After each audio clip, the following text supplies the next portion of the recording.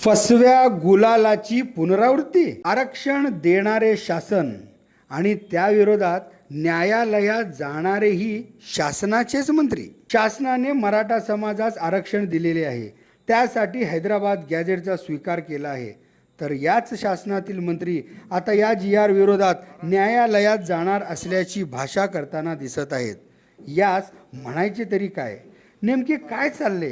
कोण कोणास फसवीत आहे हेच समजेनासे झालेले आहे.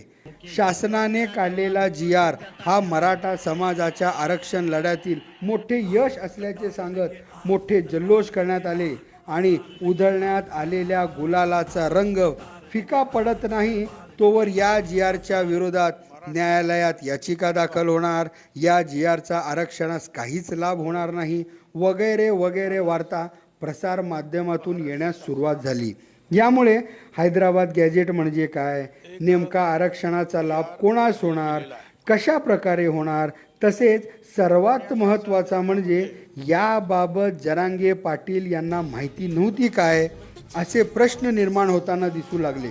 कारण आजपर्यंत फक्त मराठा समाजाकडून समन्वयक असल्याची माहिती होती, परंतु या आंदोलनात अभ्यासकांची टीम, वकिलांची टीम ही कार्यरत असल्याचे समजले. तसेच विशेष म्हणजे या वकिलांमध्ये माने शिंदेंसारखे नामवंत मोठे वकीलही होते, ज्यांनी 93च्या मुंबई बम ब्लास्टमध्ये मोठमोठ्या सिनेस्टारची बाजू न्यायालयात मांडलेली आहे. त्यामुळे नामवंत तज्ज्ञांची टीम असतानाही फसवणूक झाली असे कसे थेट म्हणतारे आहे हेच समजेनासे झालेले आहे. गेल्या वर्षी एकनाथ शिंदे साहेब मुख्यमंत्री असतानाही विशेष अधिवेशन घेत मराठा समाजास आरक्षण देण्यात आलेले होते. आता त्याचे पुढे काय झाले हे सर्व श्रुतच आहे.